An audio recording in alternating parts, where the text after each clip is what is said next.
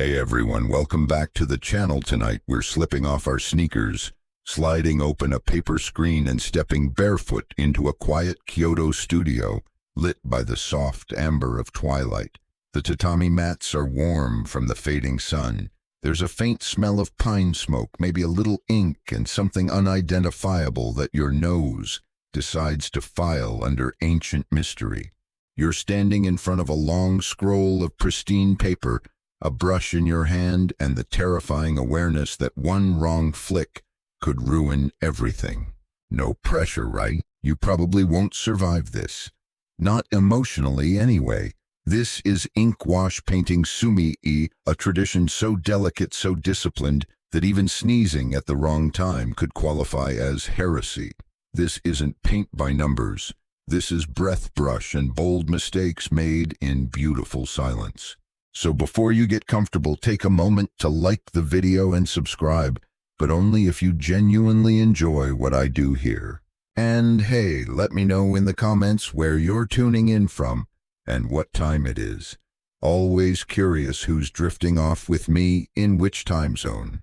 Now dim the lights, maybe turn on a fan for that soft background hum, and let's ease into tonight's journey together. You kneel.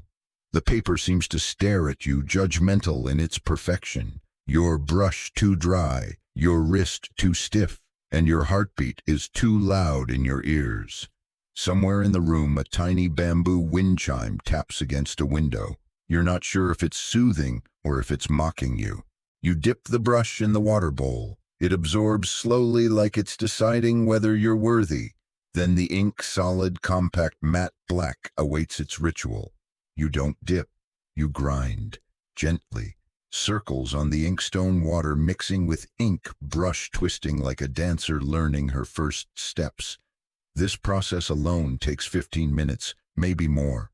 No one hurries ink into existence. Even your thoughts begin to slow sinking with the hypnotic rhythm. The studio is modest. A low wooden shelf holds scrolls in pale tubes. A thin futon rolled up in the corner, a cracked tea bowl half full. The floor creaks like it remembers every painter who ever stumbled in here, too nervous to breathe. You're not alone. Your teacher, let's call him Kuro, is seated nearby, sipping tea like a man who's forgotten what urgency is. He's painted imperial commissions and also a famous frog that, depending on who you ask, looks suspiciously like a loaf of bread. Still, he's revered. And right now he's watching you with the serene disinterest of a cat judging a toddler try to walk. Your first line should be confident, bold, clean, a stroke of sky or the curl of a branch. Instead, it's a nervous wobble that could be a path or a river or the emotional state of someone pretending to be okay after spilling soy sauce on a scroll. You sigh. Kuro says nothing. He leans over and fans your page, once wordlessly blaming humidity, not you, and walks off humming something that might be an old monk's chant or a pop song from 1347. Historians still argue whether that melody originated in a temple or a sake bar. The truth is, this is the slowest art on earth that still demands lightning precision. You can spend hours preparing only to ruin everything in one impulsive flick. But that's the lesson. Control, restraint, trust. Your next attempt, better. A horizon that might be a mountain. The paper accepts it. You feel a tiny wind crackle in your chest. Outside, cicadas begin their dusk chorus. Your fingers ache a little. You stretch them. There's a long way to go. You haven't even met the crabby brushmaster or learned how to accidentally paint a fish when you meant to draw a cloud. But for now, you're here, in this room, with this paper, with this breath, and maybe, just maybe, this imperfect stroke is the perfect place to begin. The monks don't care if your line's crooked. They care if your mind is. You're seated now in a candlelit temple on the outskirts of the city, bundled in a too-thin robe that smells like pine needles and ink dust. The floor is stone, the walls flicker with shadows of calligraphy, scrolls, and the air tastes faintly of old wood and boiling tea. This is where ink wash painting began, deep within Zen Buddhist monasteries, not as decoration but as a form of moving meditation. And tonight, you've been invited to watch the monks paint mountains. Which sounds majestic. Until the reality hits, you've been sitting cross-legged for 43 minutes, watching an old man grind ink. His name is Shoin. He hasn't blinked in a while. His hand circles over the inkstone like it's stirring the secrets of the universe. Maybe it is. You're not quite sure. You stopped feeling your toes 10 minutes ago, and you're afraid to shift in case it's considered sacrilegious or, worse, loud. Eventually, Shoin picks up the brush. One stroke. It's not even a mountain. It's the suggestion of a mountain, a faint curve, a whisper of a ridge that disappears into space. The next stroke is longer, flatter, maybe a road, maybe a breeze. You lean forward. He stops. Silence. Then Shoin bows gently to the paper. Done. That's it? You whisper, where's the rest? The novice next to you grins. That is the rest. You blink, confused. He leans closer and whispers, the mountains aren't in the painting. The painting just reminds you they're out there. Ah yes, classic monk mind trickery. Still, there's something to it. This form of painting, suibokuga, as the Japanese called it, was never meant to replicate the world. It was meant to evoke it, hint at it, seduce your brain into imagining the rest. The ink is black, the paper is white, and your job is to paint the quiet space in between. Fun fact, many of these monks were retired samurai. It turns out when you spend years decapitating people for honor, you eventually want to settle down and draw plum blossoms. Historians still argue whether the switch to brushwork was for peace or just a subtler form of warfare. The old texts don't say much, just that sometime in the 14th century, Zen painters in Japan began to adopt Chinese brush techniques, stripping them down until what remained was equal parts image and emptiness. They painted dragons, mid-swirl landscapes, swallowed in fog, lone fishermen in boats, smaller than your pinky finger, all of it serene, all of it haunting, and all of it brutally unforgiving. One misplaced stroke, start over. No erasers, no takebacks, no digital undo. You glance down at your own lap. A tiny scroll you've brought is still blank. You thought you might sketch along. Instead, you've mostly been sweating silently and wondering if your knees are slowly dying. One monk stands and pours tea into shallow cups. Shoin nods at you. An invitation. You shuffle forward, your legs now functioning like overcooked noodles, and accept the cup. The tea is bitter, earthy. It tastes like boiled twigs and possibly regret. You sip again anyway. Later that night, back in your guest room, you stare at your paper. The monks sleep. A cat walks silently across the rafters. You dip your brush in the leftover ink and attempt to draw what you saw. It comes out wrong. Too sharp. Too detailed. Too much you. You try again. This time you barely touch the paper. Just a breeze of a mark. Then a curve, a slope, nothing more. It's not Shoin's mountain, but it isn't yours either. It's something in between. Maybe that's the point. You rest the brush, blow out the candle, and crawl under your thin blanket as the temple's stillness folds around you like a scroll unrolling in reverse. A world drawn from emptiness. The inkstone is heavier than it looks. It sits in your palm like a small relic, black, flat, and slightly concave in the center. It's cool to the touch and always seems vaguely damp, even when dry. Kuro hands it to you in the studio the next morning with the solemnity of someone passing down an ancestral blade. Don't drop it, he says. It'll shatter, like your confidence. Thanks, Kuro. You kneel by the low wooden table.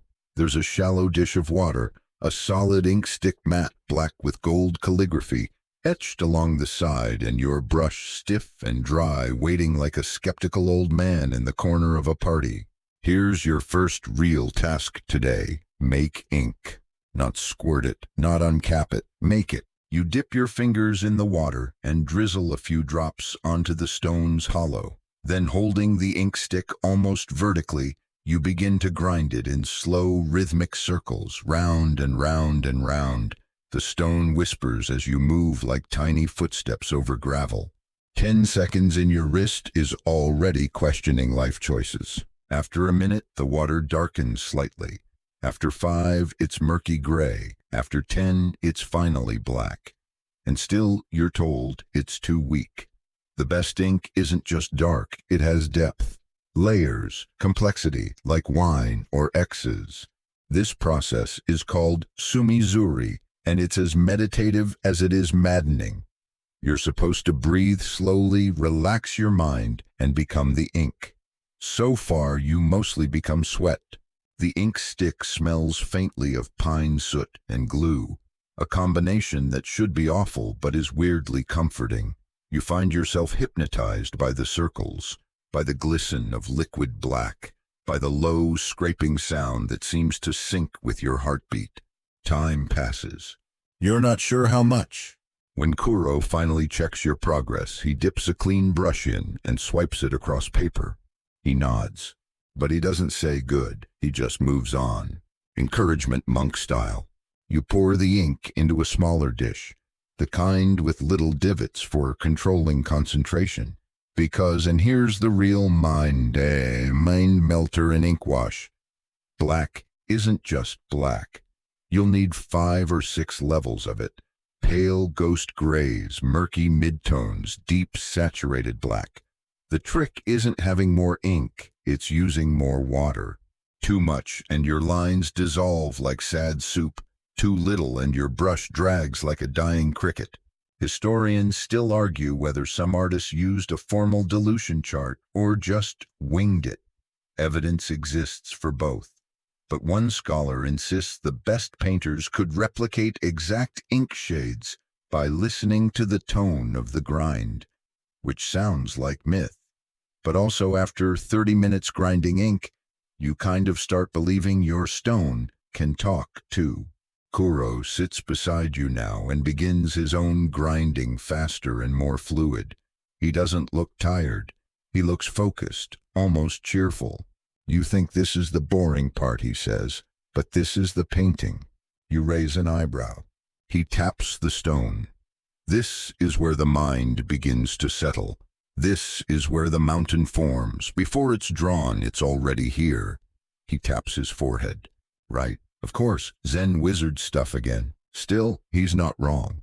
By the time you finish grinding, you do feel different. Calmer, less fidgety, like something in your bones has aligned with the process. Or maybe you're just too exhausted to worry anymore. You dip your brush again and test the ink on scrap paper. The first line is too dark. You adjust. Add water, try again. This one is lighter, a soft gray, almost translucent. You keep experimenting, marking little swatches beside each other. Dark to light. 5 steps. 6. You label them with nonsense names in your head. Shadow, plum, morning fog, ghost elbow. It helps you remember. And suddenly you feel like an alchemist. Not one who turns lead to gold, but one who turns silence into form. Out the window, a breeze stirs the bamboo. You take that as permission to continue.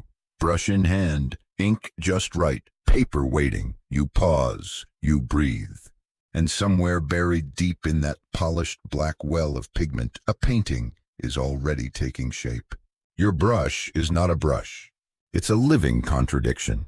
Soft yet springy, precise yet unpredictable. An elegant instrument with the emotional stability of a raccoon on caffeine. And today, you're finally learning its secrets. Kuro lays out a row of them like surgical tools. There are fat ones, thin ones, stiff ones, floppy ones, some with tips as fine as a single eyelash, others puffed like they've just seen a ghost. You reach for one with a thick wooden handle and a shock of fluffy white bristles. Kuro clears his throat. You freeze mid-reach. That's for snow-covered bamboo, he says. You're not ready for snow. Or bamboo. Ouch. He slides you a smaller brush instead. Dark handle, tapered tip. The label, painted in faded gold kanji, reads something that probably translates to "Nice try novice." It's goat hair, soft, a little too soft, like trying to write with a jelly bean. You dip it into the lightest ink wash you mixed earlier, then flick it experimentally on scrap paper. A soggy amoeba blooms where your tree was supposed to go. Kuro nods approvingly. Classic beginner leaf. Thanks again, Kuro. He shows you how to roll the brush between your fingers to reshape the tip, how to press it lightly for thin lines and bend it flat for wide ones. You try again, better this time. The line curves, gently fading at the end like a breath caught in motion. Each brushstroke is a dance move you haven't mastered. The brush doesn't obey your hand. It partners with it, half leading, half following, and always ready to spin off in its own direction if you grip too tightly. This isn't painting. This is negotiation. Fun historical tidbit: some of the best brushes in medieval Japan were made from combinations of hairs: goat for softness, weasel for springiness, horse for stiffness, and occasionally deer beard. Yes, beard. Don't think too hard about that one. There's even a rumor, totally unconfirmed, that a single infamous scroll was painted with a brush made from the chest hair of a disgraced poet. Historians still argue whether it was performance art or a cry for help. You switch to another brush. This one is firmer, badger, maybe. Your strokes are steadier now. A trunk of a tree, a swaying stalk of grass. They're still amateurish, but they hold together. They mean something. Kuro brings out his favorite brush. He doesn't let you touch it. He just shows it to you like someone might show you a baby picture of their dog, reverently and with implied threats. This brush has a memory, he says. You blink. A memory. He nods. It remembers the hand, the rhythm, the mistakes. Great. Now you're worried about brush trauma. You spend the rest of the afternoon trying different types. You learn the hard way that squirrel hair is too soft for dry techniques. That horsehair makes a scratchy noise you don't like. That bamboo handles swell if you leave them soaking too long. Your current brush now looks like it's been through a breakup. Eventually, your hand starts to find a rhythm. Press, lift, turn, flick. You're not drawing yet, you're just playing, testing limits, learning the personality of each tool. One is a stern teacher, one is a wild child, one frankly hates you. But then something strange happens. You stop thinking. Your hand moves. The brush moves with it. The ink pools and fades just right. You don't know if it's a tree or a windstroke or the ghost of a forgotten umbrella, but it feels right. You look over. Kuro has fallen asleep sitting up. Apparently that's how you know you're doing well. Outside, dusk again. The shadows lengthen on the paper. You clean your brushes gently, reshaping the tips, drying them carefully.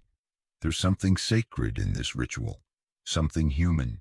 Each brush is like a small, soft creature that helped you tell the truth today in its own hairy little way. You place them back on the stand, one by one. Brushes down, hands stained, and a quiet sense of progress curling in your chest, like steam rising from ink left too long. Water is your friend, until it isn't. Until it spreads too far. Until it bleeds through the paper like gossip in a small village. Until your proud little mountain turns into an accidental jellyfish, and not even a charming one. This morning Kuro gives you exactly one instruction: use more water. You hesitate. Yesterday he told you to use less. He shrugs. It's always both. Welcome to the gentle madness of ink wash. You sit by the low window, filtered sunlight casting a paper-cut shadow on your workspace. Your water bowls are lined up like a chemistry set. Brush, ink, and washi paper, same setup as yesterday, but you sense today's enemy is invisible, fluid, and smug. Kuro leans in. Remember, you control the brush. The water controls everything else. That's not ominous at all. You dip the brush into your lightest ink mixture. It's already watery, barely gray. You draw a faint line across the page. It looks decent for exactly 3 seconds. Then the water creeps outward. The line feathers. The feathering turns to bloom. And suddenly you're staring at what can only be described as a smoky caterpillar having a midlife crisis. Kuro doesn't say a word, just hands you a towel. You blot the edge. Too late. Again, he says.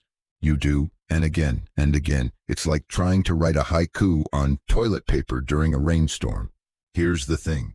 In ink, wash water isn't just a tool, it's the co-artist. You may place the ink, but the water decides where it really wants to go. Every stroke is a gamble. Too dry and the lines are harsh. Too wet and everything melts like a bad dream. You practice controlling the amount by adjusting the brush. Squeeze it gently against the bowl or blot it on a cloth. You even try flicking it mid-air like some kind of ink ninja. It helps, sort of. Eventually, Kuro introduces you to a technique called tarashikomi, a fancy way of saying let one wash flow into another and pray. You paint a small circle of mid-gray. While it's still wet, you drop a second wash darker this time, right in the middle. The two begin to swirl, merging in unpredictable ways. Sometimes it looks like a mountain pool, sometimes like spilled soup. Historians still argue whether certain masters intended their effects or just got really good at pretending their accidents were avant-garde. You try again, this time you do less, and something clicks. A single wash glides across the paper. The water carries the ink in a soft fan. You didn't push it, you didn't stop it, you just let it be. Kuro watches from the doorway, arms folded, chewing something suspiciously crunchy. Good, he says, then adds, not great, but good. You beam. It's the closest thing to praise you've heard in days. Outside, rain starts to fall lightly on the roof. Inside, the scent of damp paper rises. It blends with the ink, the wood, the faint citrus note of yesterday's cleaning rag. You experiment more, adding ink to wet paper or dropping water onto dry strokes just to see how they recoil. Each reaction teaches you something new, like don't blow on the paper unless you want to look like a confused dragon. You also learn that even a mistake can be beautiful if you let it settle. That water, like life, is wildest when resisted, and that sometimes the best way to control it is not to. By dusk, your scrolls are drying across the floor like sleeping fish. Some are disasters. One looks like a topographical map of a panic attack. But just one has that dreamy softness, mist on a hill, a whisper of water in motion. You don't even remember making it, which is maybe why it works. The room dims. You clean your bowls, wipe your brush handles. Kuro says nothing, but his silence tonight feels like a quiet nod, or at least a temporary ceasefire. You roll your scrolls, stack them neatly, and open the window. The rain has stopped. The air smells like stone and steam, and for once you don't mind that your hand is still damp. It's tiger time. You don't feel ready. You don't look ready. And frankly, your last attempt at painting a rabbit was mistaken by Kuro for an ambitious root vegetable. But tradition doesn't care about your insecurities, because every serious inkwash student in medieval Japan had to confront the one-stroke tiger. Here's how it works. You dip your brush once, just once. No second chances, no touch-ups, no adding more ink halfway. One breath, one line, one tiger. What you end up with will either be fierce, noble, and balanced, or a haunted eggplant with whiskers.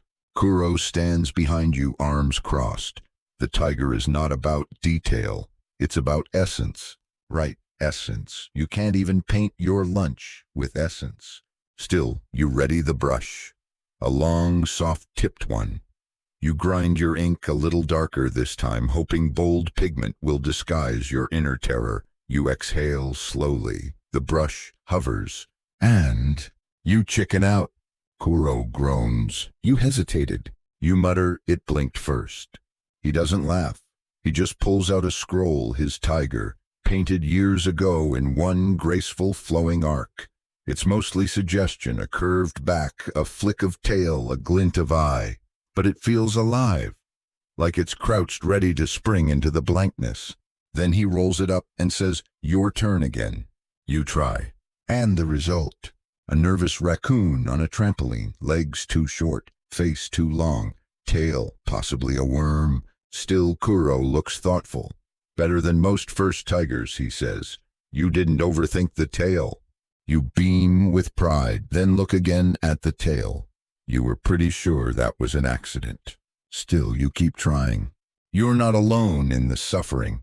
Across Japanese art history, tales abound of young painters driven slightly unhinged by the one-stroke tiger.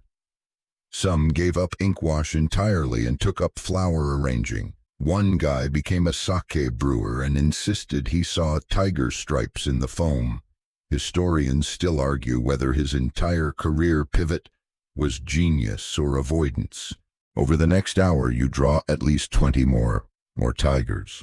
Each one special. There's the arthritic puma, the sleep-deprived house cat, the one that looks like it gave up halfway through being a tiger and is now exploring abstract emotions. And then somewhere around tiger 19, it happens. You breathe in. You move the brush, and you don't think. The stroke flows, swoops, flicks. You lift the brush and stare. It's still lopsided. The paws are weird, the head's too round. But the motion is there, the energy. A ripple of something alive beneath the ink. Kuro walks by, nods once. That nod again. You hang on to it like a medal. Later he sits beside you and tells a story about an old master named Moke, who once painted a tiger so convincingly that a guard dog barked at it. That tiger was also one stroke, one breath, one moment of complete fearless fluidity. You realize then it's never been about the tiger. It's about the act, the trust, the willingness to move forward without knowing how it'll end. Like life or karaoke. By sunset, your practice scrolls line the studio floor. The failed tigers no longer feel like failures. They're part of a timeline, a brush-drawn fossil record of your learning curve. Kuro offers you a warm barley tea. You sip in silence, fingers still twitching from effort. Then you look down at your last tiger. It's not great, but it's honest. A flick of life captured in one imperfect breath. And somehow you're okay with that. Today you learn how to paint mountains by not painting mountains. That's right, this morning Kuro unrolls an ancient scroll filled with misty peaks and narrow ridgelines that vanish into white space, and then says, "Now you try. But don't paint the mountains." You pause. "Use absence," he adds, sipping his tea. "Like this makes perfect sense." You nod like you understand. You don't. You absolutely don't. But this, you soon discover, is one of the foundational paradoxes of Japanese inkwash painting, that the most powerful form can emerge from emptiness. What you leave unpainted matters just as much, maybe even more, than what you put down. You study the scroll again. The black ink flows in the shape of pine trees and distant cliffs, but between those strokes is a void. A crisp, untouched white that somehow reads as fog, air, even depth. Your mind fills in the gaps. Your brain paints what the brush didn't. It's magic, also infuriating. You take your brush and begin with a confident slope. It looks more like a bent elbow. You try another gentler with a drier stroke. It disappears toward the middle, not with a thud, but a breath. That's closer. Kuro peers over your shoulder. "Too much ink," he mutters. "Not enough air." "Right, gotta leave more, nothing." The history behind this less is more. Philosophy goes back centuries. Originally, Chinese painters in the Song dynasty pioneered this approach, but the Japanese Zen monks who adopted and refined the method made space the sacred subject. A mountain wasn't just rock, it was pause, it was silence. It was that moment when your eye wanders off the page and drifts into what isn't there. Somewhere along the line, this became deeply tied to the Zen idea of ma, the space between things. A pause in music, a breath between words, the white fog between mountaintops. Historians still argue whether this concept originated in painting or poetry, but both share a reverence for silence. Back in the studio, you're making peace with blankness. You sketch a pine tree, then suggest a cliff behind it, but only with a faint curve and a drop shadow. The rest you leave blank. And your eye, bless its overactive imagination, starts to invent an entire range behind it. Snowcaps, valleys, wind. You suddenly get it. Mountains aren't about ink, they're about edges. You practice drawing negative shapes. Instead of painting a ridge, you shade around it. Instead of drawing a full tree, you paint only the shadows that imply its form. It's like whispering instead of shouting and somehow saying more. Of course, not every attempt lands. One of your blank spaces ends up looking like a spilled coffee cup, another like a marshmallow wearing a hat. But when the technique does click, it's like unlocking a cheat code in your own brain. By midday, you've created something that could pass on a foggy day as a mountain range. Kuro walks by, grunts. That might actually be approval. Then he hits you with the next challenge. Missed, you echo. He nods. Try lifting ink. Turns out once you've laid down a wash, you can press a dry brush or a folded cloth into it, lifting pigment while the paper is still damp. It creates a soft, blurred edge, a half-erased ghost of a line, perfect for clouds or mist drifting over the top of unseen peaks. You experiment. It's messy. Your first mist looks like you sneezed on the scroll, but the second one, there it is. A gentle smudge that softens a cliff face like the morning fog just arrived to tuck it in. You smile. And then a gust of wind slaps your scroll clean off the table and onto the floor. Kuro glances over, completely unsurprised. The mountain has fallen, he says. You nod. A mountain deserves a proper send-off. In the evening, you reattempt the entire scene. Quiet cliffs, lonely trees, mist swirling between the blanks. You leave more white than you thought possible, and it works. The silence in the paper speaks volumes. Your final piece for the day looks almost like something you'd hang, not because it's perfect, but because it breathes. You sit back. The sky outside has turned violet. The crickets begin their song. The room is mostly shadows and drying scrolls. And on the paper in front of you, your mountains sit quietly in the fog, not drawn, but imagined. You're painting rocks now, and they are weirdly hard. Not just, oops, this one looks like a potato hard, more like, this rock appears to have accidentally become a judgmental parrot hard. Kuro assures you this is normal. Rocks, he says, are where brushstrokes go to expose your soul. Which seems a bit dramatic for a pile of sediment, but here we are. You begin with a simple jagged form. You press the brush firmly, then roll it slightly as you drag. It should create a textured edge, but instead, you get something that looks like a melted boot. You try again. Now it's just a lumpy pancake with ambitions. Kuro grins as he sets down his tea. Your rock is too polite. Excuse me, he gestures. You're thinking like a painter. Rocks don't care about your elegance. Be rude. You raise an eyebrow but follow orders. This time you press harder. Let the brush fray a bit. The stroke stutters. It breaks. It bleeds a little. And suddenly, it kind of looks like a rock. A rough, weathered surface. A shadowed edge. You don't hate it. Progress. Next come trees, and unlike rocks, trees in ink wash are supposed to look alive, wiggly, leaning, a little drunk if we're honest.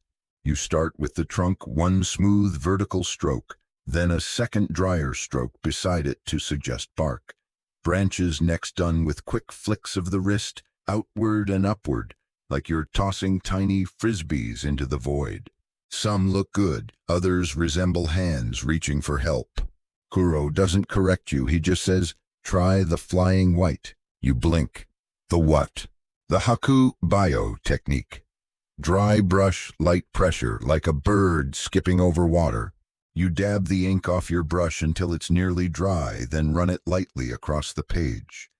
The result is a broken textured stroke, one that suggests the roughness of bark or the wind-blown edge of a stone. You feel a strange thrill. This is no longer painting, this is improvising, letting the brush stagger and scatter on its own like it's telling you where the tree wants to grow. Historians still argue whether the first ink painters stumbled onto this method by accident, too little ink, too impatient to wait. But the effect stuck, and now it's canon, a mistake that became a masterpiece. And then Kuro gives you the final test of the day, the blob. You're skeptical.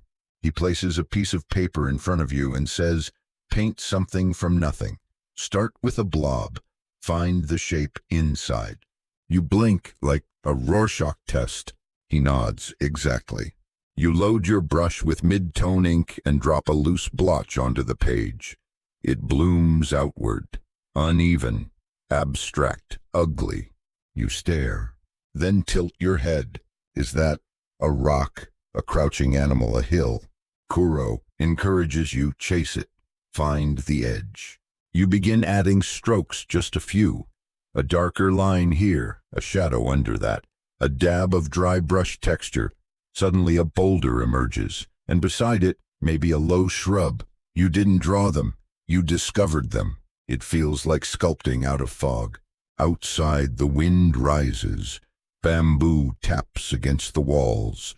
The room smells of ink-wet paper and distant cedar. You step back and study your creation's rocks, with honest weight trees, with graceful flaws, and a single mysterious blob. You're not entirely convinced didn't come to life a little. Kuro nods again, his third of the week. You might be setting a record. Not bad, he says. They look like they belong. You smile, hands ink-stained and aching. And just before you clean your brush, you flick one last little stroke onto a forgotten corner of paper, just a casual squiggle. It dries into the perfect pine. Go figure. The hermit doesn't answer the door. Mostly because he doesn't have one. What he does have is a crooked thatch roof hut perched halfway up a misty mountain trail, guarded by an army of loud cats and one extremely judgmental rooster.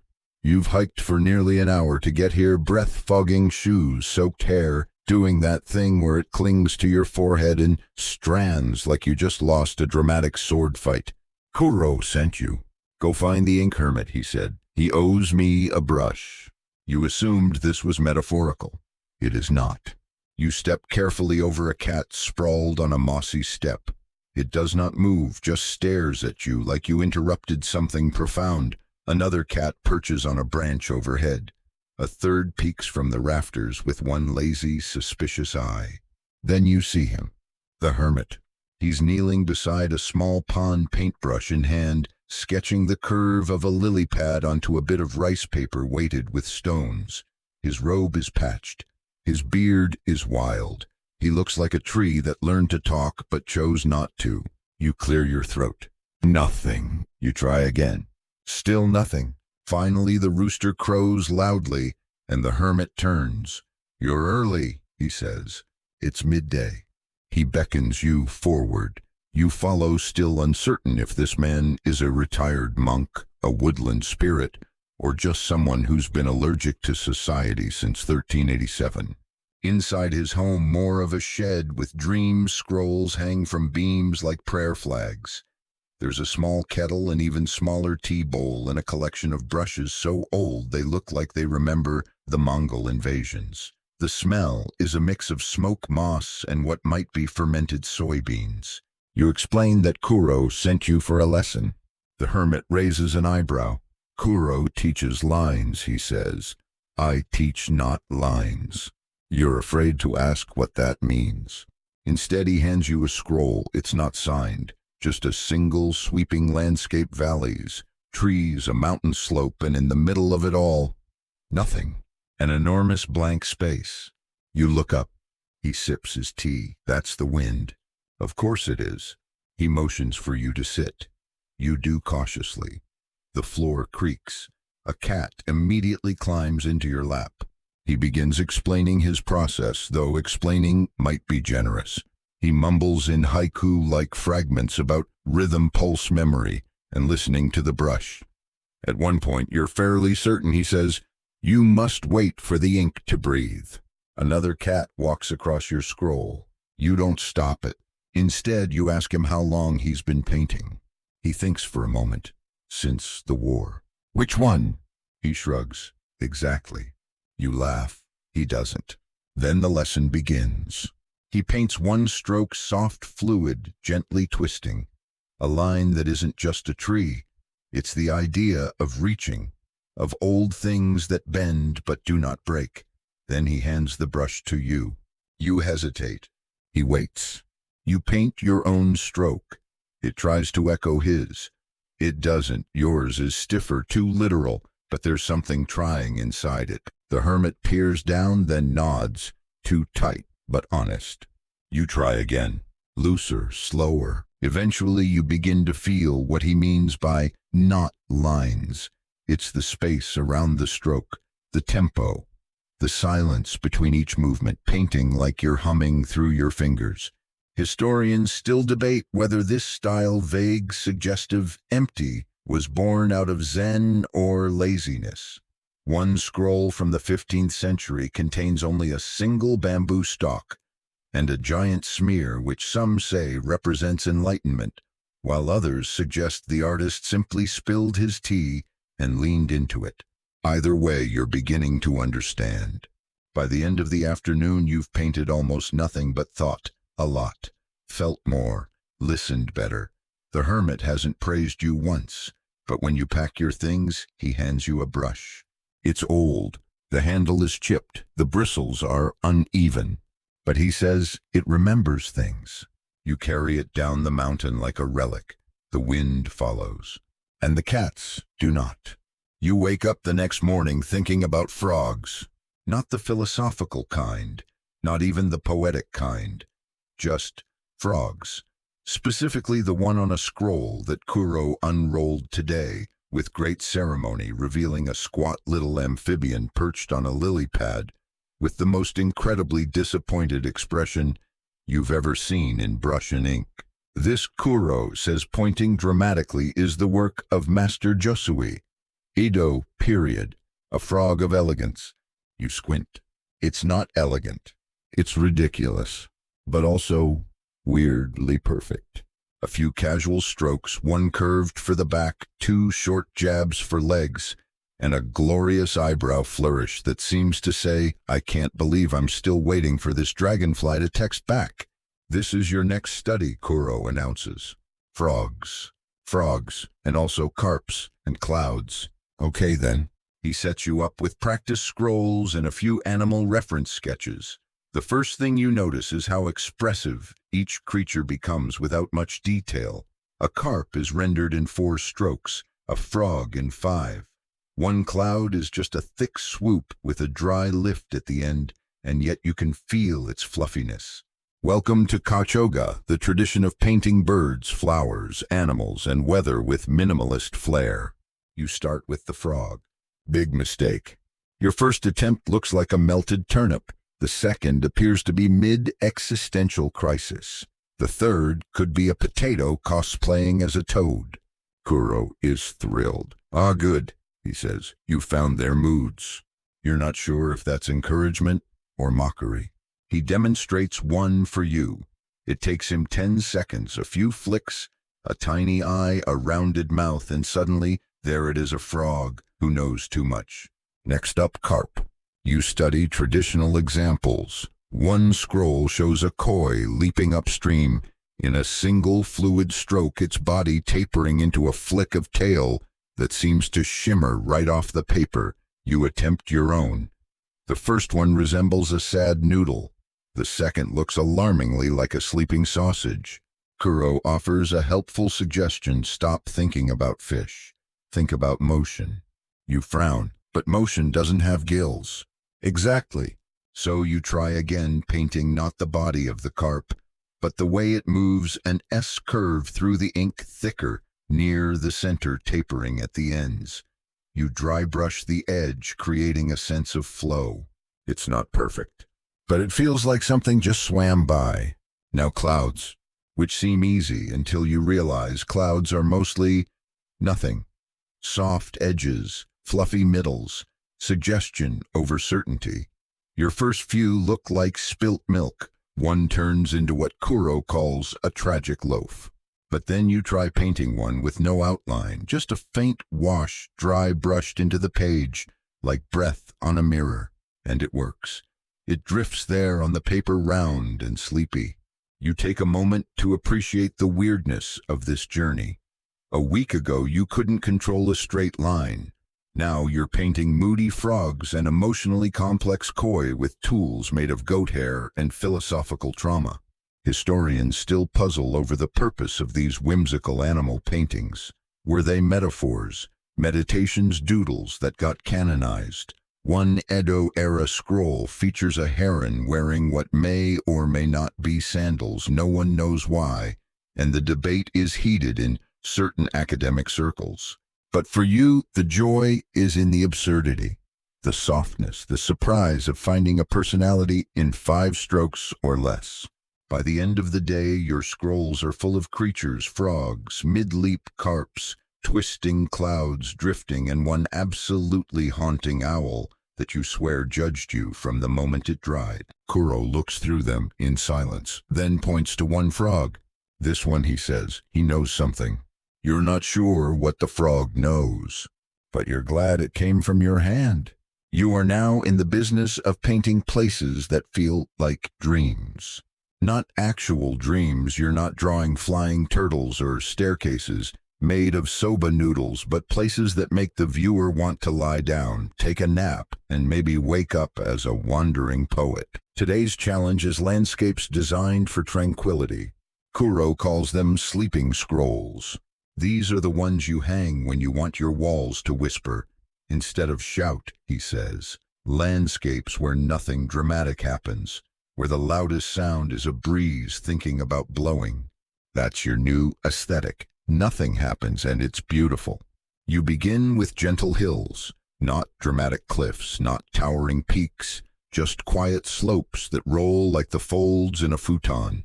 Your brush moves softly, more caress than stroke. You leave lots of space. This isn't a battlefield, it's a lullaby. Then you add a path, but not a straight path. That would be too certain, too modern, too I know exactly where I'm going. No, you paint a winding trail that vanishes behind a hill, then maybe reappears on the other side, maybe not. A path with commitment issues, a path that invites you to wonder. You pause and examine your work. It's fine, it's peaceful, but something's missing. Kuro points to a small empty area near the center. Put a hut there, he says. A hut. He nods. One with a thatched roof, small enough to seem lonely, big enough to seem lived in. You take a breath and add a few precise lines. A tilted roof, a chimney, a fence made of 3 brushstrokes, and a sneeze. And suddenly the landscape anchors. The viewer now has a place to imagine themselves. Not just a view, but a home. This is one of the quirks of Japanese landscape painting. Scale is emotional, not mathematical. The hut is probably the size of your thumb, but it holds the feeling of a warm fire, a bowl of miso, and a nap you really earned. You add a few trees, not many, 1 leaning pine, a couple of brushy shrubs, maybe a bird, just a suggestion, maybe not. The moment you consider adding a waterfall, Kuro coughs loudly. You stop. Too much drama, he says. This scroll is for people who've already cried today. Right, tone matters. So you pull back. Keep it soft. A pale sun, or maybe just the idea of one lingering behind a cloud bank. You blur the edges of a distant mountain, creating the sense that it might be dissolving into mist or memory. There's an old Zen proverb, Kuro mutters under his breath. The quieter the scenery, the louder the heart. Historians still argue whether that came from a real monk or was just something a tea master wrote on a napkin once and everyone ran with. Either way, it applies. By the afternoon, you've painted 3 full scrolls, each one quieter than the last. One has a footbridge. Another has just a single tree on a long sloping field. The third has a hut so small it could be a rock but feels like shelter. Kuro calls these Yugen scrolls images that evoke mystery and depth, not by showing more, but by suggesting something just beyond sight. A road leading out of frame, a stream disappearing behind reeds, the kind of art that doesn't impress at first glance, but stays in your bones for hours. Your hand is steady, your ink mixes are balanced, even your brush obeys more than it resists. You look at your last scroll, and you feel it. A quiet valley, a long trail, a single hut with smoke curling gently upward, and you somewhere in the distance walking slowly toward it. Not to escape, but to arrive. The paper hates you, you're sure of it. Washi paper, famous for its softness, elegance, and uncanny ability to ruin your entire morning with a single misplaced drop, has declared open rebellion. And unfortunately, today's lesson is about learning to listen to it. Kuro hands you a fresh sheet. Treat it like a friend, he says. You nod, smiling politely. 5 minutes later, you've already made a soggy mess that looks like a cloud tried to drown.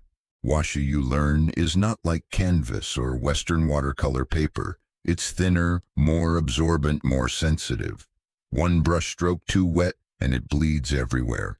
Too dry, and the ink just skates across, like it's afraid of commitment. You ruin another sheet. And another. Kuro doesn't say a word. He just refills the water bowl and sets out more paper. He knows this is a rite of passage. You crouch lower to your scroll, as if reducing your height might reduce your mistakes. It doesn't. The next line curls like a sad worm. The paper puckers. A small corner peels up as if trying to escape. You sigh, then pause, then try again.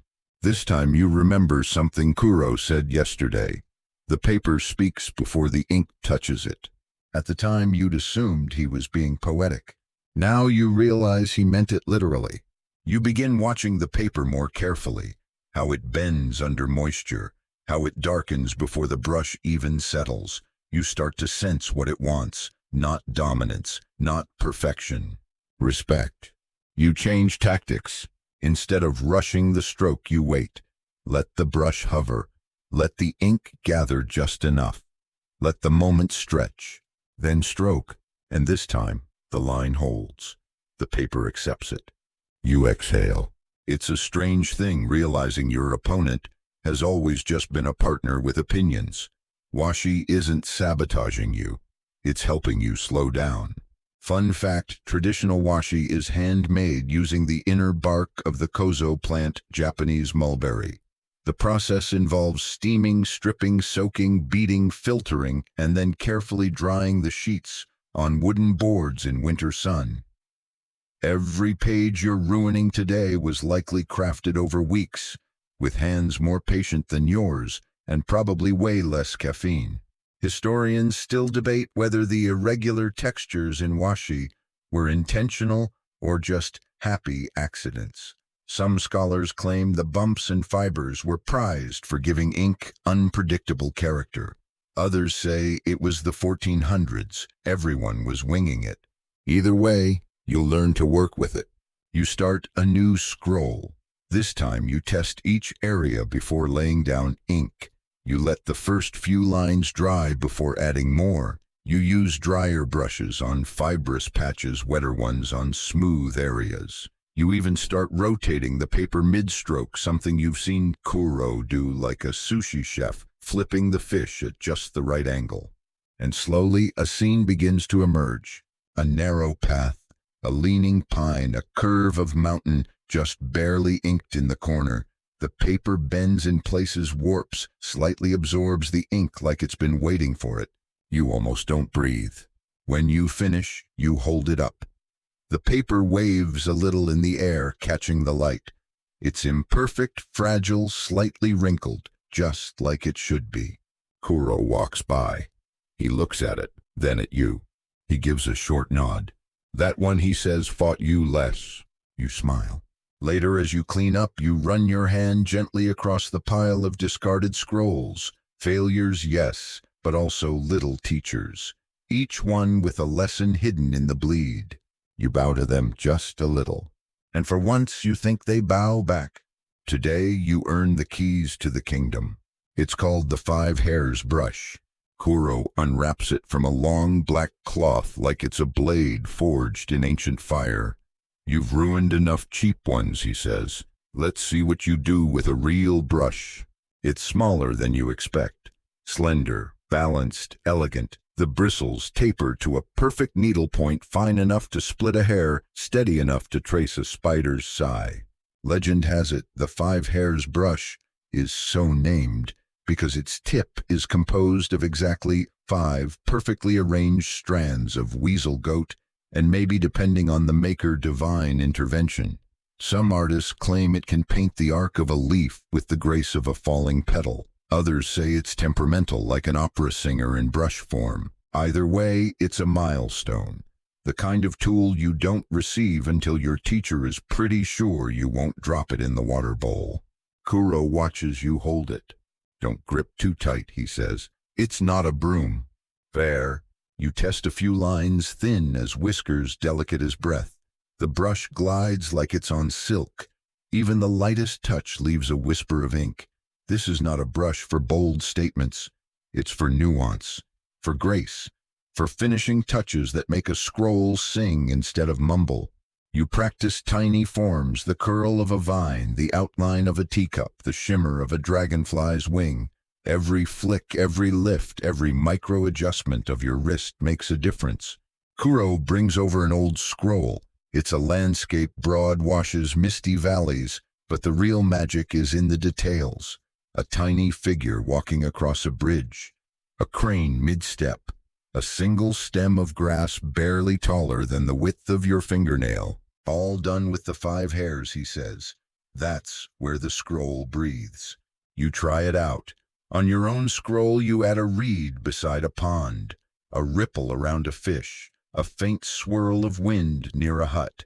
Each stroke takes longer than you expect. Each one asks for focused stillness and the humility to know that if your hand trembles, the line will betray you. It's like trying to whisper with ink. And yes, your first few attempts are absolute chaos. One bird's leg comes out looking like it forgot leg day. A leaf turns into a comma. You accidentally give a frog a second eyebrow. But then in one rare moment, it clicks. You breathe in. The brush presses, glides, lifts. A branch curls from the trunk like it just decided to grow there. You look at it. Then look at Kuro. He nods. You are now one of the initiated. Quick historical aside, in medieval Japan, owning a fine brush was like owning a rare fountain pen today or a samurai's sword, if your battlefield was made of paper. Brush makers were revered craftsmen. Some even embedded their names in gold foil near the handle. One was rumored to include a single strand of his own beard in every brush. Historians still argue whether this was symbolism or just an elaborate prank. Back at your desk, you keep going.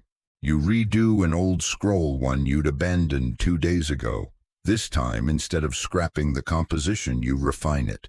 Add depth, detail, precision. The 5 hairs lets you fix what used to frustrate you. It lets you express mood with the tiniest line. You're not trying to impress. You're trying to harmonize. The brush teaches you restraint.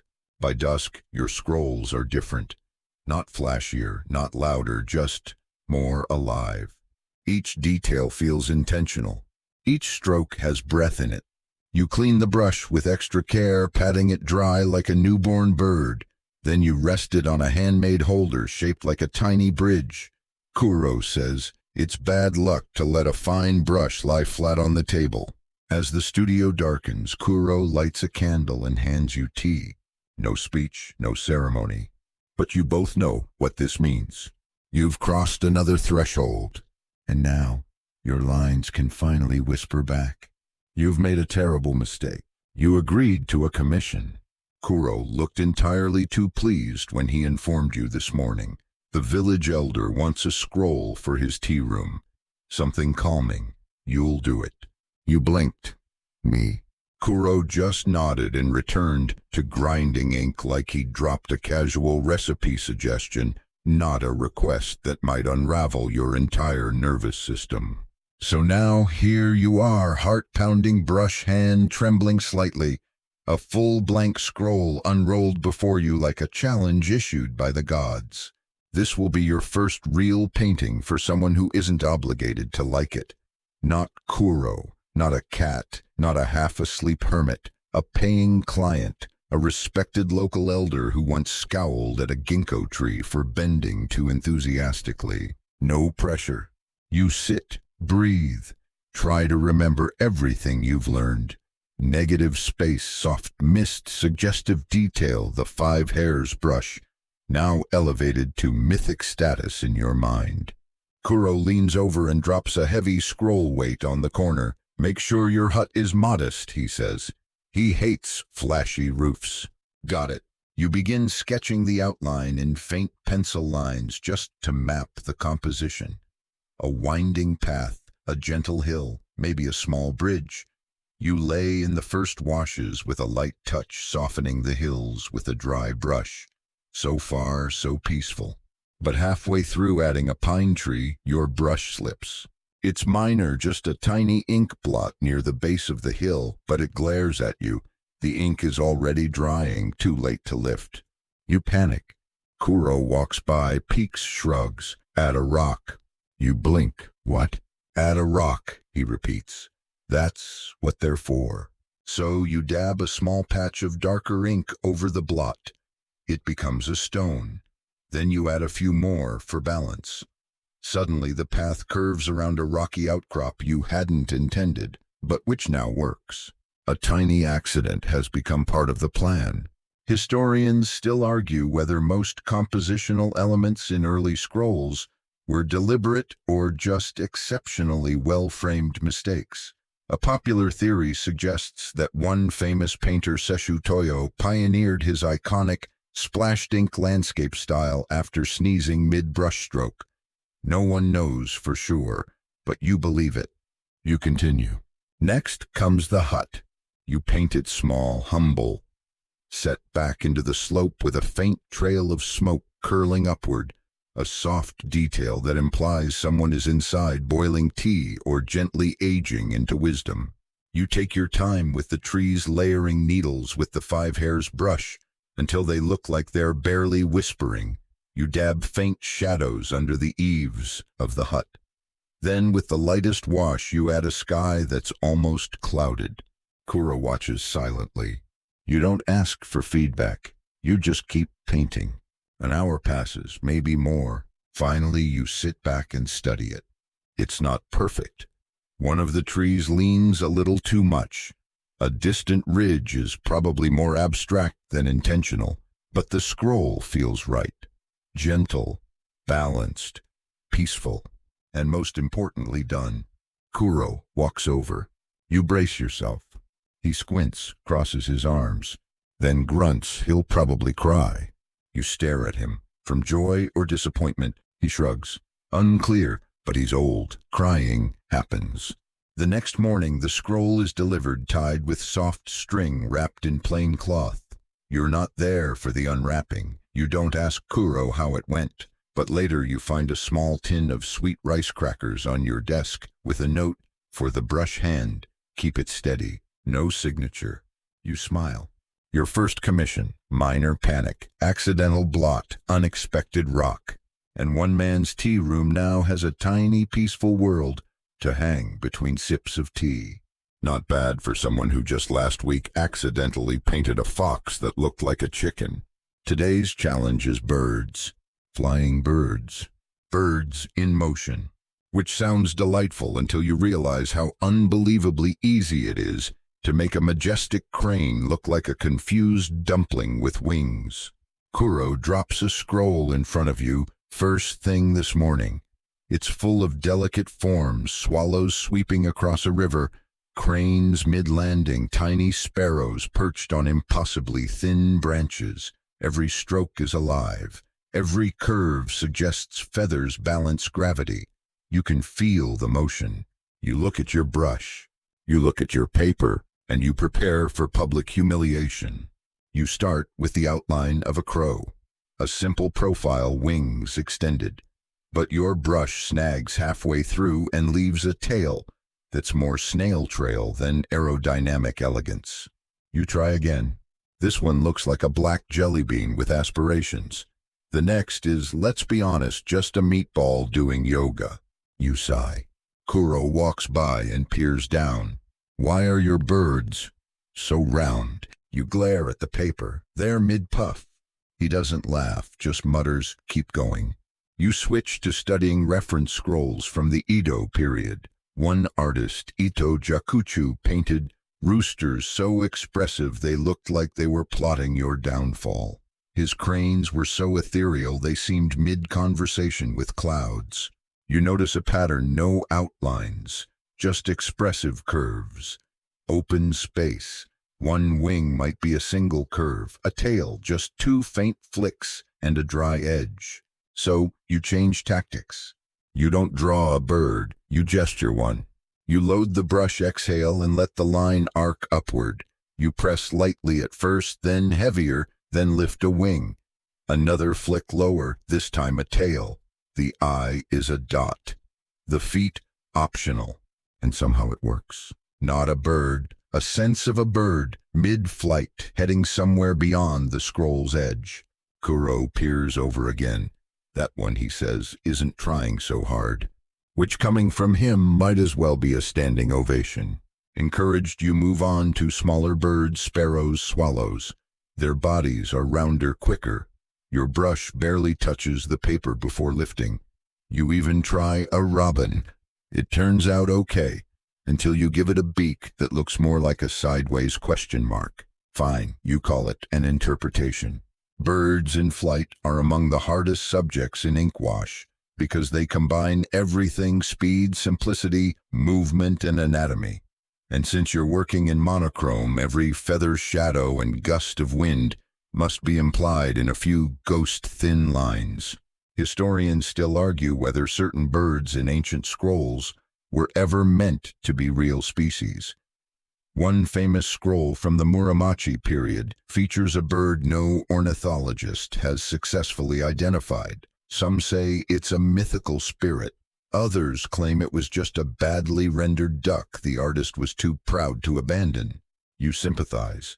Kuro gives you a surprise assignment: fill a scroll with birds. Only birds. No trees, no branches, no safe backgrounds, just sky and feathers. You panic for a moment until you remember negative space is your friend. You let the scroll breathe. A pair of cranes in one corner, a swallow near the center tilted slightly, a half-hidden wing in the top corner suggesting more just out of sight. Each one has to look like it belongs, not like it's been glued on. You finish as the sun begins to set. You hold up the scroll. It's lighter than your others. Not because it's unfinished, but because it's unburdened. There's sky in it. Movement. Freedom. You hang it to dry and watch the ink settle. Later that night, Kuro sets down a bowl of sesame crackers beside you. He looks at the scroll, squints, and says, "Some of them look like birds." You smile. Only some. Some are definitely emotional shapes. Good enough. You clean your brush, stretch your fingers, and look up. Outside in the real sky, a crane flies past the window, silent, sure, gliding just beyond the rooftops. You try not to take it personally. You're told to meditate with the brush today. Not meditate before painting. With the brush. Kuro says it like it's the most obvious thing in the world, as if brushing your way to enlightenment is just a Tuesday morning routine.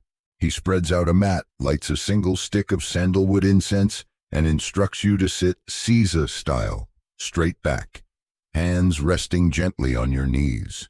No painting yet, he says, just breathing. You try to settle in. The room is silent except for the faint crackle of incense and the occasional creak of old floorboards that seem to protest how early it is.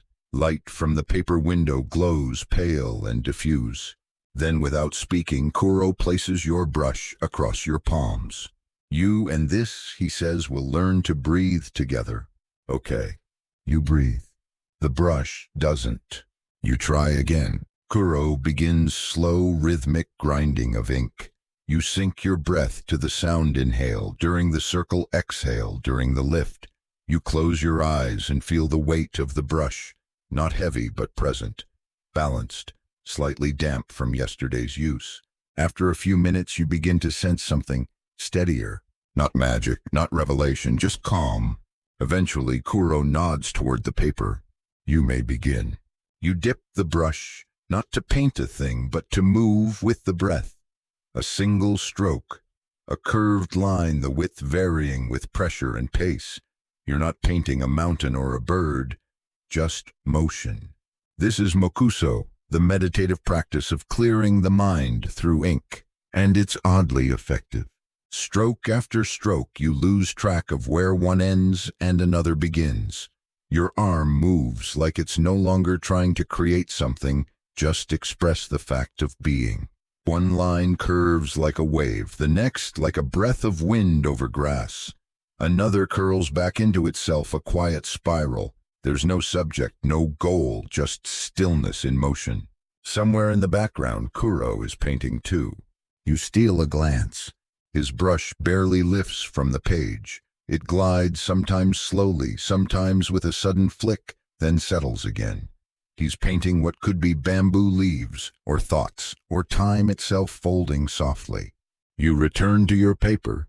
This time your stroke lands perfectly. Just enough ink, just enough fade, just enough nothing. And for a moment, your mind empties. No stress. No "is this good?" No flash of yesterday's carp with a lopsided fin. Just brush and breath. Of course, this moment of bliss is followed by you dropping the brush directly into your tea. Kuro glances over. Enlightenment, he says, is slippery. Historians still argue over how much of traditional ink wash was meditation versus just really focused art. Some schools treated mokuso as an essential first step, 5 minutes of stillness before every stroke. Others saw it as a lifestyle, with monks painting as a physical extension of sitting zazen. There's even a legend of a painter who fell asleep mid-meditation and woke up with a line across his forehead and an accidental masterpiece. You spend the rest of the morning alternating between breath strokes and actual composition. A line, a pause, a shape, a fade. The ink begins to feel like a second pulse, one that leaks out of you and stains the page, not in protest but in presence. You paint a pine branch with no intention, just a feel. It comes out twisted and light, like it's grown toward something unseen. You didn't plan it, but it seems right. By lunch, your desk is covered in pieces that look more like mood than message. They're not flashy, not clever, but each one feels like it emerged from a place of quiet. Kuro calls that good painting. You call it survival. Before you leave the studio, you take a fresh piece of washi and paint one slow, soft curve across it. No subject, no detail, just a breath made visible. Then you pin it to the wall. A reminder sometimes the best work you'll ever do is the line that doesn't try too hard. Rain drums gently on the roof today, and you're trying very hard not to scream, because you were so close to finishing your scroll. The path looked lovely. The trees had that slightly smug, wind-blown look. Even the mountains had finally agreed to behave. And then, your sleeve dragged through the ink wash like a bored otter on a joyride. Now the scroll looks like a scene of serene countryside abruptly visited by a drunken squid. Kuro walks and glances at the damage and says, "Ah, the final exam." You stare. What? Painting in weather, with sleeves, and regret. Great. You dab at the smear, hoping to rescue it. You can't. It's too late. The ink's already soaked in. It has opinions now. You sit back, defeated. Then Kuro sits beside you and holds up his own sleeve, stained black. "I once dragged my robe across a shogun's commission." "What happened?" He sips his tea. "I added fog." You blink. "Fog." He nods. Smudge became weather. That's the art. So you try. You take the chaos at the base of the tree and carefully expand it with gentle dabs, turning it into mist. Then a new wash behind that. Now the hills are partially obscured. The mood shifts quiet, mysterious, a little sad, a little soft. It works. The disaster is now atmosphere. The scroll breathes again. You glance at Kuro. He just shrugs. You're starting to think like a painter. Outside, the rain thickens. A gust of wind pushes the paper scrolls on the drying line. One falls. You rush over, catch it midair, except now your wet footprint lands directly on another piece. You look at it, stare, then sigh. You sit, you study the print, and with a slow hand you begin adding ink around it. Shadows, puddles, a ripple effect. It becomes a pond. A frog appears beside it. A single line suggests a ripple from its jump. Accident again turned into element. Ink wash, more than any other form of painting, is collaborative. Not with another artist, but with everything else: weather, paper, time, motion, gravity. It's why no two ink painters ever produce the same result. The brush may be steady, but the world is always moving. Historians still argue whether Japanese ink painters intentionally embraced error or were simply too philosophical to complain. Some say the happy mistake theory comes from Zen's embrace of impermanence. Others say it's just what happens when you paint in flimsy rooms during typhoon season. You practice through the afternoon, determined to tame the chaos. But slowly your mindset shifts.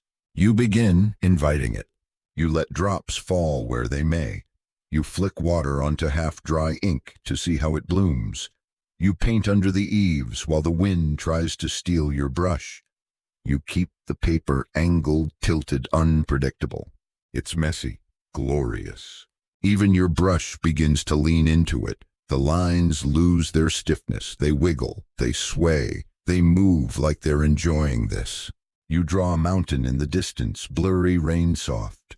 A trail leading to it, a hut beneath it, smoke curling out and instantly dissolving. Kuro looks over and says, "It's wet."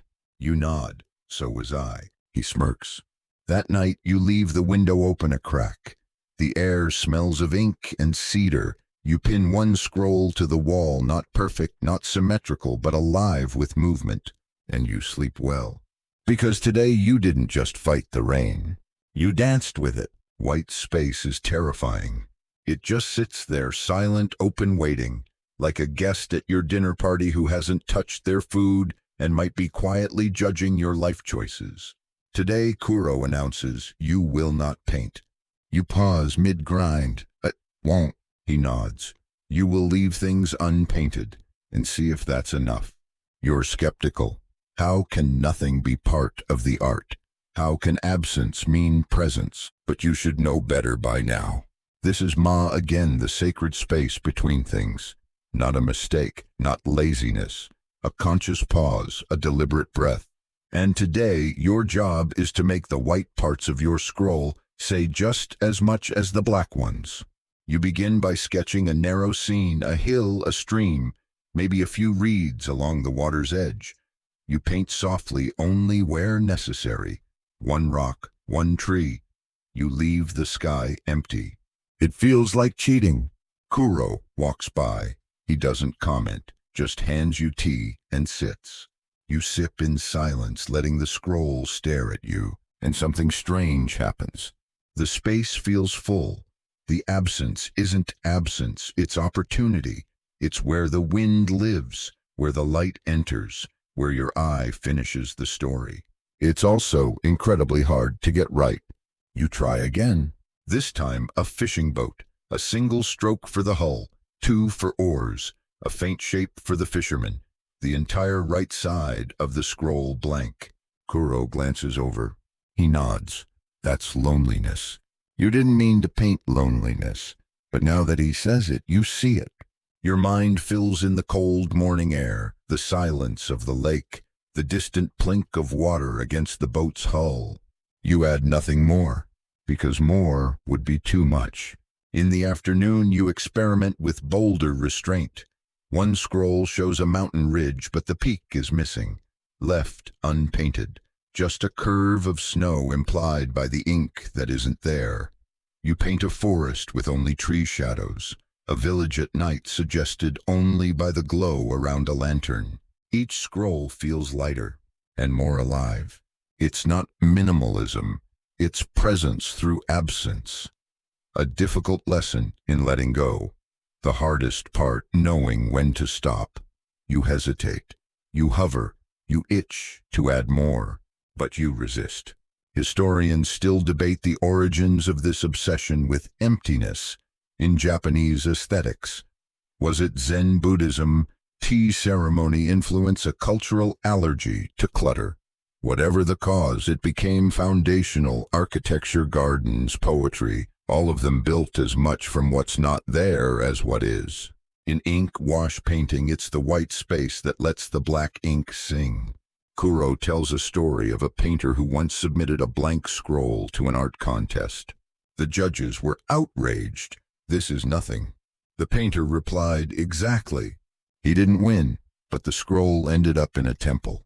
You spend the evening in silence, reworking an old scroll. This time you cut the composition in half, remove the background, erase the excess. You leave the top completely empty. A vast ski. Suddenly the tree at the center leans harder. The hut below it feels lonelier. The whole scroll becomes a whisper. You pin it beside your desk, and you don't touch it again, because it's finished. And because the part that isn't painted is finally speaking louder than everything else. You haven't slept. Not because of stress or ink fumes or the sound of Kuro snoring like a distant waterfall through a wall of rice paper. No, you've been seeing things. It started last night. You stared too long at one of your misty scrolls, and suddenly a dragon seemed to rise from the mountain fog.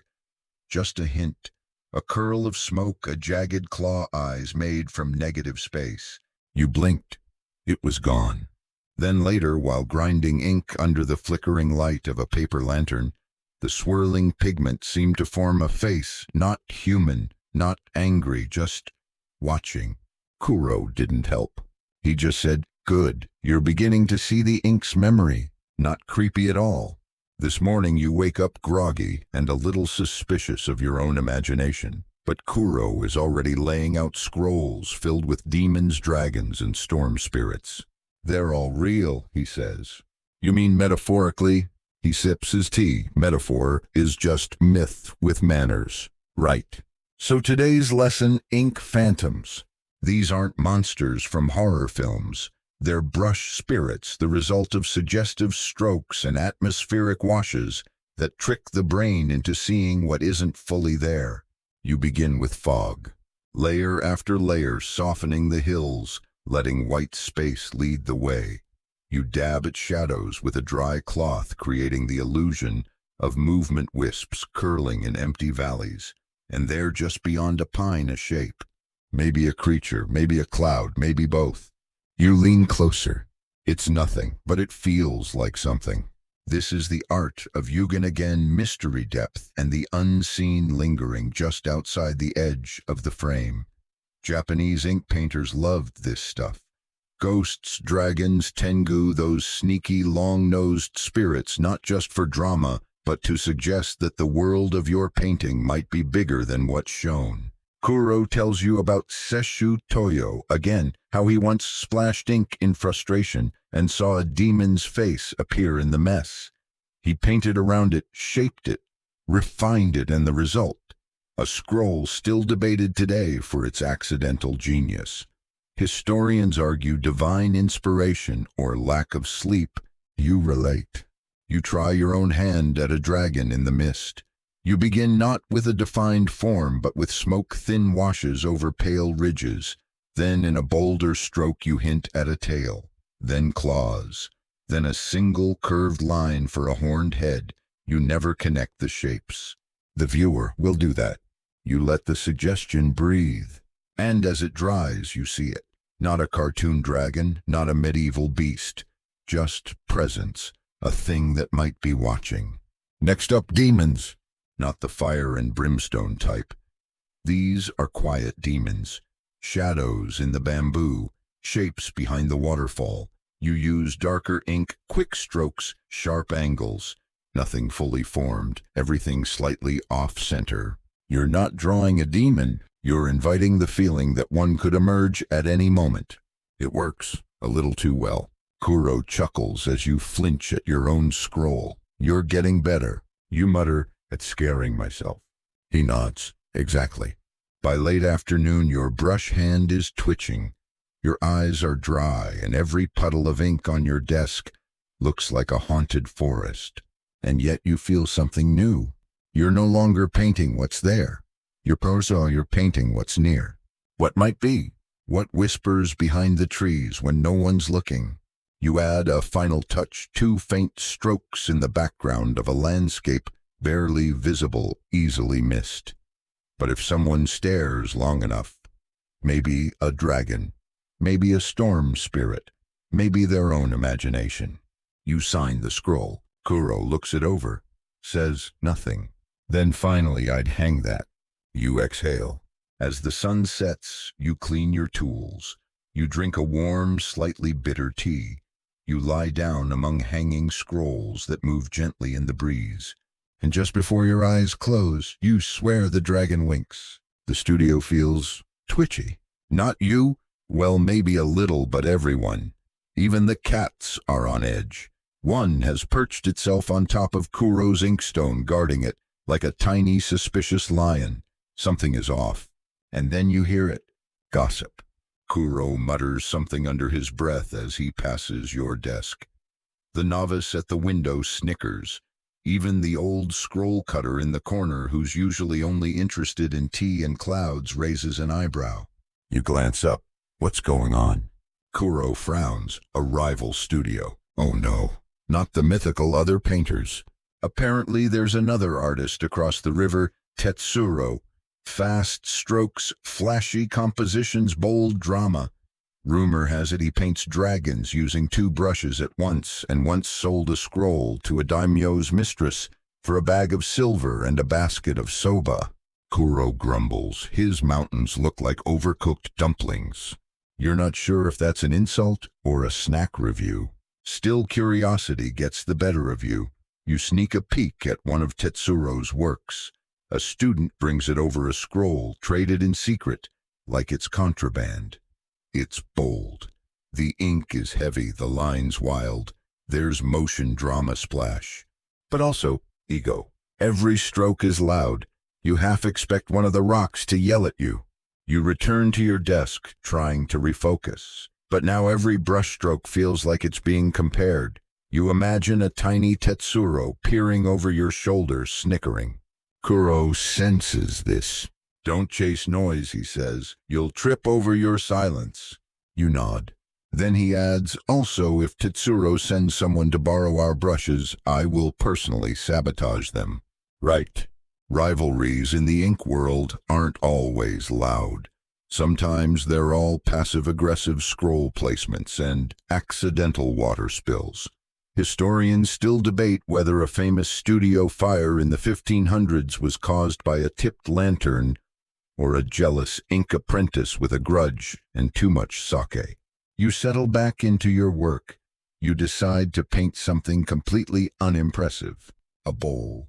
That's it. A simple ceramic bowl on a mat. But you paint it like it matters. You use careful shadows, delicate washes, a hint of light reflecting off its rim. You leave the background empty. It sits there quiet, ordinary, honest. Kuro walks by. He looks, really looks, then says, "Good. Tetsuro would never waste time on a bowl." You beam. Later that afternoon, a student from across the river appears, supposedly just visiting. He's polite, bowing, too much eyes scanning everything. You recognize the behavior. Spy. He lingers by the scroll rack, pretending to admire the frog collection. Kuro catches your eye and mouths, "Don't show him the good ink." You nod. The spy leaves. The room relaxes. Kuro sits beside you and sips his tea. "It's always like this," he says. "Studios trying to outpaint each other, but we're not in competition, we're in conversation." You nod slowly. That makes sense. You think of ink wash not as a battlefield, but as a gentle exchange of moods across time. Each scroll an echo, each brushstroke a reply. By evening you unroll one of your quieter works and add a final detail, a path leading into fog. A tiny figure walking it, no name, no fanfare, just presence. Kuro sees it. He nods once. Let Tetsuro paint storms, he says. You paint the silence after. You're going to spend the next 30 days on a single scroll. Don't panic. It's not 30 consecutive days. Just 30 moments stretched out like a slow exhale, stitched together by brushstrokes and blinking tea breaks. The scroll is long. Unrolled fully, it nearly reaches the back wall of the studio. You could sleep on it, you probably will by accident. Kuro hands it to you with ceremonial flair. This is your long scroll, he says, your journey. You nod solemnly, mostly to cover the small voice inside that just screamed. Here's the plan, no rushing, no racing to fill space. This isn't a sprint, it's a slow, contemplative hike through ink and paper. You'll begin at one end and build gradually. Not a series of disjointed images. One continuous landscape. Trees will lead into hills, which curve into streams, which vanish into fog. Today, you mark out the first third. Light sketches only. You decide on a path, gentle, winding, wide enough for a thoughtful traveler. A few sparse pines, a slope. You add a tiny thatched roof hut, barely visible in the trees. Kuro nods. Good start. Don't fall in love with it. Excuse me. He grins. The scroll will betray you eventually. Comforting. Over the next several days, you return to it like a ritual. Every morning begins the same grind, fresh ink. Breathe. Unroll only the section you'll work on. You try not to look too far ahead. Or back. It's oddly therapeutic. Your scroll becomes a place, not just ink on paper, but somewhere you live for a few hours each day. A small traveler begins to appear in the scene, a human figure painted with barely a few brushstrokes. They walk the path. Sometimes they rest. Sometimes they pause by a stream. You grow attached to them. Kuro warns you, don't let them die. Excuse me. In the painting he clarifies. No falling off cliffs. No sudden floods. Right. Week 2 brings frustration. You overwork a forest section. The trees turn muddy. You try to fix it. It gets worse. Kuro steps in, studies the mess, then tears that section clean off. You gasp. He shrugs. Start again. Mistakes don't make good neighbors. So you do. This time you approach it gently. Let the trees lean. Give the shadows room. Trust the silence. The scroll grows. Your traveler reaches a footbridge. You paint it in 2 strokes. They cross. Then a rainstorm. You render it with pale dots and streaked ink blurring everything. It feels like memory. At one point, the brush slips and adds a splotch. Near the mountains. You stare, prepared to spiral. Kuro walks by. That cloud wasn't there yesterday. You grin. Week 4. The traveler reaches a hilltop. You add a hut with smoke curling lazily upward. You consider adding a second figure, but no, one is enough. Historians still argue whether these long scrolls were meant to be read like stories or just meditative experiences. Some contain entire seasons, others just moments, but all of them feel lived in. On day 28, you paint a final curve in the path your traveler turns, perhaps toward home. The trail vanishes into fog. You add a brush of wind-blown grass and stop. Not because you ran out of space, but because the scroll feels complete. You unroll the whole thing for the first time. It stretches across the room. 30 days, dozens of scenes, dozens of you. It's flawed, uneven in parts, but alive and honest. Kuro studies it for a long time, then points to one tree. This one, he says, is tired, but happy. You don't know if he means the tree or you. You're about to sell a painting to a samurai. You did not wake up expecting this. But here he is, in the studio's reception room, drinking tea with the unnerving calm of someone who could politely compliment your scroll and decapitate you in the same sentence. His hair is tied back neatly, his armor polished just enough to say off-duty but alert. His eyes quiet, assessing, the kind of eyes that have seen battle and are now deciding whether your tiny pine tree is offensive. Kuro whispers, "Don't make jokes." You nod. "Don't explain the painting."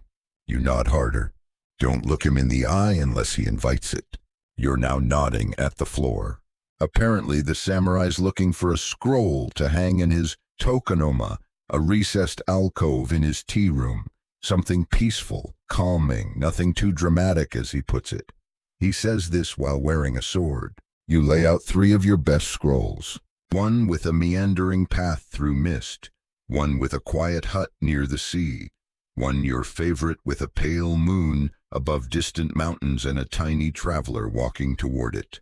The samurai says nothing for several minutes. Just sips his tea, studies the brushwork. His expression remains unreadable. You begin to sweat. Then he finally speaks. This traveler, where is he going? You panic. Words tumble into your throat. Kuro coughs loudly in the background. You breathe and say anywhere you want him to. The samurai nods, once, long, like he's considering the concept of death and dinner plans at the same time. Then I'll take it. Just like that. Kuro wraps the scroll in silk. You bow. The samurai leaves. The only evidence he was ever here is a small envelope on the table, heavy with coins. You collapse onto the floor. Kuro says that went well. You mutter, I aged 4 years. He smiles, only 4. Commissions in medieval Japan weren't just business. They were delicate social dances. A samurai's tokonoma was where he displayed his taste values and inner calm. Ink paintings were chosen with care. One wrong stroke could imply arrogance, laziness, or, heaven forbid, a lack of wabi-sabi. Historians still argue whether samurai actually understood the art they commissioned or simply collected it because it made them look refined. Either way, it was serious. Scrolls could spark duels or end them. You spend the rest of the day in a daze. Not because you're proud, okay, a little, but because the experience felt surreal. You, the trembling student who once painted a frog that looked like a rice cracker, have just sold a scroll to a man who may have stared down arrows.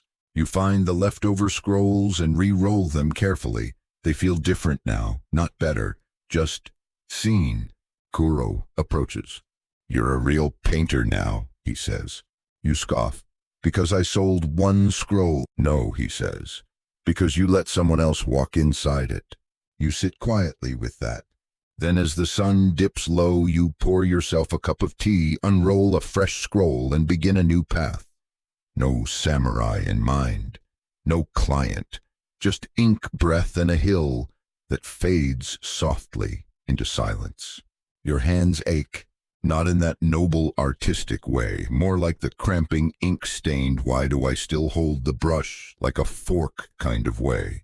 You've been painting non-stop, refining scrolls, testing new ink washes, revisiting old compositions, and trying for the 3rd time to make a cat that doesn't look like a failed melon.